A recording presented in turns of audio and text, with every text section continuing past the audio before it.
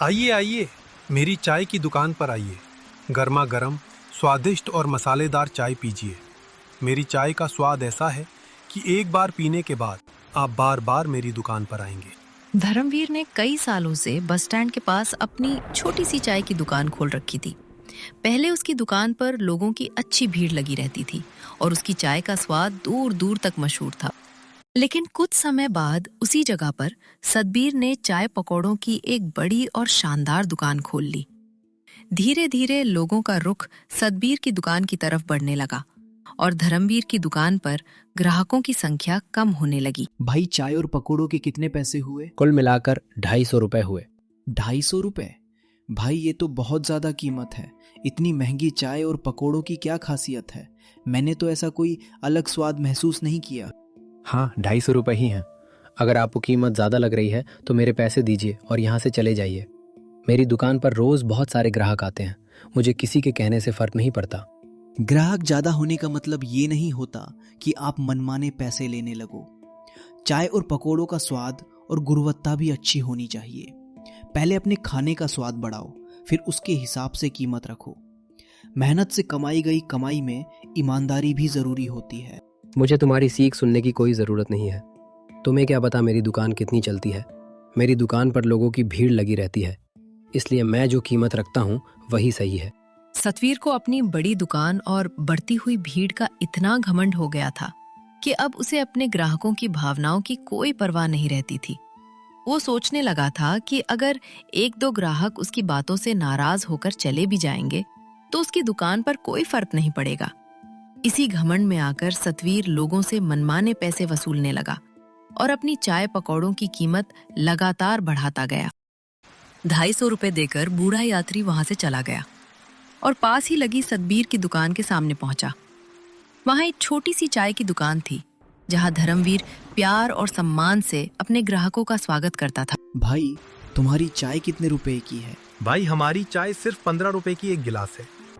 हम कोशिश करते हैं कि जो भी हमारी दुकान पर आए उसे अच्छी चाय के साथ अच्छा व्यवहार भी मिले। भाई तुम्हारी चाय की खुशबू तो दूर से ही आ रही है। लगता है चाय बहुत स्वादिष्ट होगी।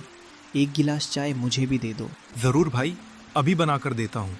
आप आराम से बैठिए, मैं आपके लिए गर्मा गर्म चाय बनाता हूँ। इतने में धर्मवीर ने बड़े प्यार और ध्यान से उस यात्री के लिए गर्मा गर्म चाय बनाई और उसे एक गिलास में परोसकर दे दी। यात्री ने चाय ली और चाय की खुशबू और स्वाद देखकर खुश हो गया। भाई चाय तो बहुत स्वादिष्ट है और तुम्हारा बात करने का तरीका भी बहुत अच्छा है। आजकल लोग स्वाद के साथ साथ अच्छा व्यवहार भी याद रखते हैं। भाई आपका बहुत बहुत धन्यवाद। आपने हमारी छोटी सी दुकान पर आकर चाय पी, हमें बहुत खुशी हुई। आपका प्यार और सम्मान ही हमारे लिए सबसे बड़ी कमाई है। भाई तुम्हारी चाय सच में बहुत अच्छी थी, लेकिन इससे पहले मैं सामने वाली सतवीर की दुकान पर गया था। उसने चाय और पकौड़ों के लिए मुझसे 250 रुपये ले लिए और ऊपर से बात करने का तरीका भी बहुत ख़राब था। ऐसा लगा जैसे ग्राहक नहीं कोई बोझ हूँ। भाई ये सुनकर दुख हुआ। दुकान चाहे छोटी हो या बड़ी, हर ग्राहक का सम्मान करना सबसे ज़रूरी होता है। पैसे कमाना अच्छी बात है, लेकिन किसी का दिल दुखाकर कमाई गई दौलत कभी खुशी नहीं देती। भाई तुम्हारी दुकान पर चाय पीकर बहुत अच्छा लगा। तुम्हारी चाय के साथ तुम्हारी बातों ने भी दिल जीत लिया। कुछ देर बाद सतबीर की दुकान पर एक और यात्री आकर खड़ा हो गया। बाहर तेज बारिश हो रही थी और वो यात्री पूरी तरह भीग चुका था। भाई मैं बारिश में बहुत ज़्यादा भीग रहा हूँ, कृपया मुझे थोड़ी देर आपकी दुकान के अंदर खड़े होने दीजिए। नहीं नहीं, ऐसा नहीं हो सकता। तुम्हें दिखाई नहीं दे रहा कि मैं अपनी दुकान में कितनी साफ सफाई रखता हूँ? तुम्हारे गीले कपड़ों से पूरी दुकान गंदी हो जाएगी। भाई मेरी बात समझो, बाहर बारिश बहुत तेज है और मेरे पास कहीं खड़े होने की जगह भी नहीं है। बस थोड़ी देर के लिए अंदर रहने दो। अगर दुकान के अंदर रुकना है तो कुछ खरीदना पड़ेगा। यहाँ कोई मुफ्त में खड़ा नहीं रह सकता। भाई मेरे पास अभी कुछ खरीदने के लिए पैसे नहीं है। मैं सिर्फ बारिश रुकने तक खड़ा रहना चाहता हूँ। अगर पैसे नहीं हैं तो यहाँ मत खड़े रहो, चलो निकल जाओ मेरी दुकान के सामने से। सतबीर की बातें सुनकर यात्री का चेहरा उदास हो गया। वो कुछ पल वहीं खड़ा रहा, फिर चुपचाप सिर झुकाकर वहां से चला गया। तेज बारिश अब भी हो रही थी, लेकिन उसके पास रुकने के लिए कोई जगह नहीं थी। उसी समय धर्मवीर की नजर उस भीगे हुए यात्री पर पड़ी। यात्री को परेशान देखकर उसने उसे अपनी दुकान पर बुला लिया। भाई, बारिश में क्यों भीग रहे हो? इधर आ जाओ, आराम से मेरी दुकान में बैठ जाओ। धन्यवाद भाई, आपने मुझ पर बहुत बड़ा एहसान किया। अगर आप मुझे यहाँ नहीं बुलाते तो मैं बारिश में ही भीगता रहता। कोई बात नहीं भाई, लेकिन तुम तो पूरी तरह भीग गए हो। छाता लेकर निकलना चाहिए था। भाई, मेरे पास छाता खरीदने के भी पैसे नहीं हैं। मैं कई दिनों से नौकरी की तलाश में इधर उधर घूम रहा हूँ। मेरे पास रहने के लिए अपना घर भी नहीं है। अरे भाई, ये सुनकर बहुत दुख हुआ। चलो, मैं तुम्हारे लिए गर्मा गर्म चाय बना देता हूँ। नहीं भाई, मेरे पास चाय के पैसे भी नहीं हैं। नहीं नहीं भाई, पैसों की कोई जरूरत नहीं है। तुम आराम से चाय पियो। इसके बाद धर्मवीर ने उस यात्री के लिए गर्मा गर्म चाय बनाकर दे दी। दोनों चाय पीते हुए काफी देर तक बातें करते रहे, लेकिन बारिश रुकने का नाम ही नहीं ले रही थी। देखते ही देखते पूरा दिन बीत गया और धीरे धीरे रात होने लगी। धर्मवीर, तुम्हारी चाय बहुत अच्छी है। तुम चाय के साथ पकौड़े भी बनाना शुरू कर दो। तुम्हारी दुकान और भी अच्छी चलेगी। देखो, सतबीर की दुकान पर कितनी भीड़ रहती है। लोग चाय के साथ पकौड़े खाना पसंद करते हैं। भाई, बात तो तुम्हारी सही है, लेकिन मेरे पास इतना पैसा नहीं है कि मैं नया सामान खरीद सकूं और पकोड़े बनाना शुरू कर दूं। इसकी चिंता मत करो भाई, मुझे बहुत अच्छे पकौड़े बनाने आते हैं। अगर तुम चाहो तो मैं तुम्हारी मदद कर सकता हूँ। लेकिन भाई, इसके लिए कुछ पैसे तो चाहिए होंगे। कल हम किसी जमींदार या गांव के किसी अच्छे आदमी से मदद मांगने की कोशिश करेंगे। हो सकता है कोई हमारी सहायता कर दे। ठीक है भाई, कल देखते हैं क्या होता है। अभी तो रात होने वाली है और बाहर बारिश भी रुक नहीं रही। हाँ भाई, इस मौसम में अब कहीं जाना भी मुश्किल है। चलो, मेरे घर चलते हैं। साथ में खाना खाएंगे और सुबह आराम से आगे की सोचेंगे। धर्मवीर उस यात्री को अपने साथ घर ले जाने लगा। बाहर तेज बारिश हो रही थी, ठंडी हवाएं चल रही थीं और आसमान में बार बार बिजली कड़क रही थी। दोनों सावधानी से बारिश में आगे बढ़ रहे थे। रास्ते भर वे एक दूसरे से बातें करते रहे और धीरे धीरे एक दूसरे को बेहतर समझने लगे। बारिश भले ही बहुत तेज थी, लेकिन दोनों हंसते बोलते हुए धर्मवीर के घर की ओर बढ़ते चले गए। कुछ देर बाद दोनों घर पहुंच गए। उन्होंने हाथ मुंह धोया और साथ बैठकर खाना खाने लगे। खाना खाते खाते दोनों अपनी दुकान को बेहतर बनाने की योजनाओं पर चर्चा करने लगे। धर्मवीर, अगर हम मिलकर मेहनत करें तो तुम्हारी दुकान बहुत अच्छी चल सकती है। मुझे अलग अलग तरह के पकौड़े बनाने आते हैं। आलू, प्याज, पनीर और मिक्स सब्जियों के पकौड़े लोग बहुत पसंद करते हैं। भाई, ये तो बहुत अच्छी बात है। मेरी चाय तो लोगों को पहले से पसंद है। अगर उसके साथ स्वादिष्ट पकौड़े भी मिलने लगे तो ग्राहक और खुश होंगे। बिल्कुल, और सबसे अच्छी बात यह है कि हम ज्यादातर मसाले घर पर ही तैयार कर सकते हैं। घर के बने मसालों का स्वाद अलग ही होता है। लोग उसे जरूर पसंद करेंगे। हाँ भाई, इससे खर्चा भी कम होगा और स्वाद भी बढ़िया रहेगा। हम हर चीज ताजी बनाएंगे ताकि ग्राहकों को अच्छा अनुभव मिले। दोनों देर रात तक दुकान और भविष्य की योजनाओं के बारे में बातें करते रहे। वे सोचते रहे कि किस तरह मेहनत करके दुकान को बेहतर बनाया जा सकता है। बातों बातों में काफी समय बीत गया। रात बहुत हो चुकी थी, इसलिए दोनों ने आराम करने का फैसला किया और सो गए। अगली सुबह धर्मवीर और यात्री जल्दी उठ गए। तैयार होने के बाद दोनों मदद की उम्मीद लेकर गांव के जमींदार के घर पहुंच गए। रास्ते भर वे अपनी नई योजना के बारे में बात करते रहे और मन ही मन आशा कर रहे थे कि उनकी मेहनत रंग लाएगी। जमींदार जी, मुझे आपसे एक मदद चाहिए। मुझे करीब 5,000 रुपए की जरूरत है। 5,000 रुपए? इतनी रकम किस काम के लिए चाहिए धर्मवीर? जी, मैं अपनी चाय की दुकान को थोड़ा बड़ा करना चाहता हूँ। सोच रहा हूँ कि चाय के साथ पकोड़े और समोसे भी बेचना शुरू कर दूं। इसके लिए कुछ सामान और सामग्री खरीदनी पड़ेगी, लेकिन अभी मेरे पास इतने पैसे नहीं हैं। अच्छा, तो तुम अपने काम को आगे बढ़ाना चाहते हो? ये तो अच्छी बात है, लेकिन क्या तुम्हें भरोसा है कि तुम्हारा ये नया काम चलेगा? जी, मुझे पूरा विश्वास है। मैं मेहनत करने से पीछे नहीं हटूंगा। अगर लोगों को अच्छी चाय और स्वादिष्ट पकौड़े मिलेंगे तो वे जरूर मेरी दुकान पर आएंगे। ठीक है, मैं तुम्हारी मदद कर देता हूँ, लेकिन याद रखना ये उधार होगा। तुम्हें मेरे पैसे समय पर वापस करने होंगे और उन पर थोड़ा ब्याज भी लगेगा। जी जमींदार जी, मैं आपकी हर शर्त मानता हूँ। जैसे ही मेरी कमाई बढ़ेगी मैं आपका एक एक पैसा लौटा दूंगा। ठीक है, फिर मैं तुम्हें 5,000 रुपए दे देता हूँ। अब ये तुम्हारी मेहनत पर निर्भर करता है कि तुम इस मौके का कितना अच्छा फायदा उठाते हो। धर्मवीर की बातें सुनकर जमींदार को उस पर भरोसा हो गया।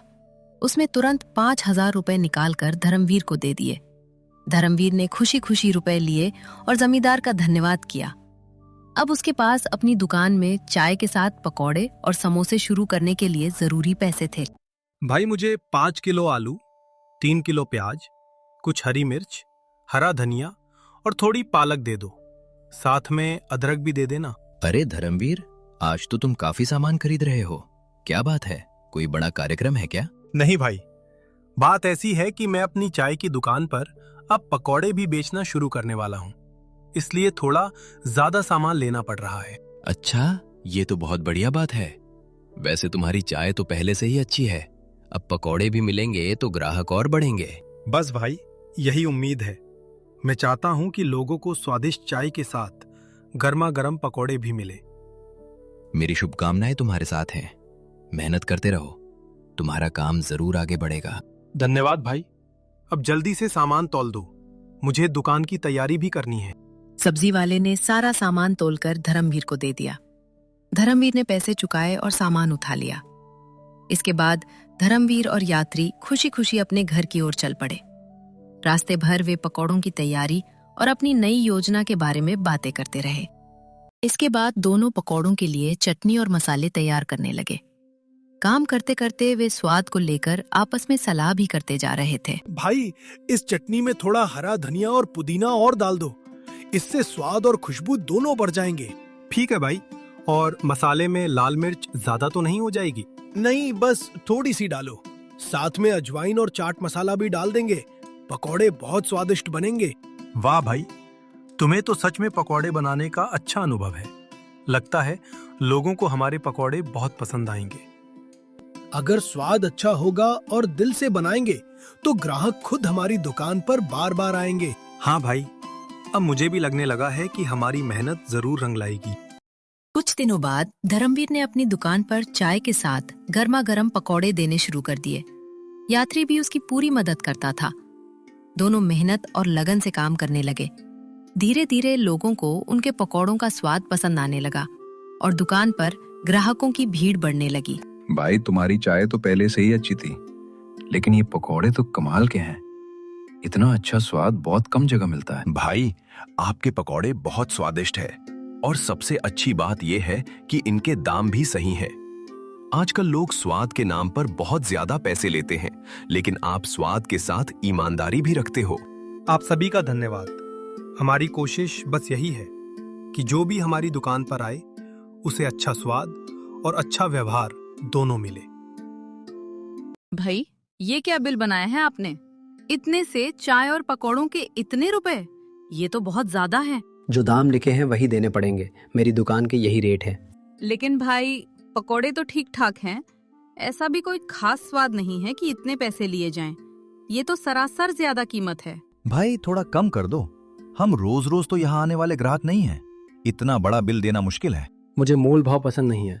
खाना खा लिया है तो पूरे पैसे देने होंगे। ग्राहकों से इस तरह बात कौन करता है?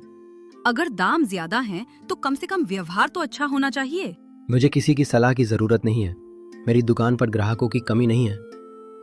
भाई, ग्राहक सिर्फ स्वाद से नहीं, अच्छे व्यवहार से भी जुड़ते हैं, लेकिन लगता है तुम्हें इसकी परवाह ही नहीं है।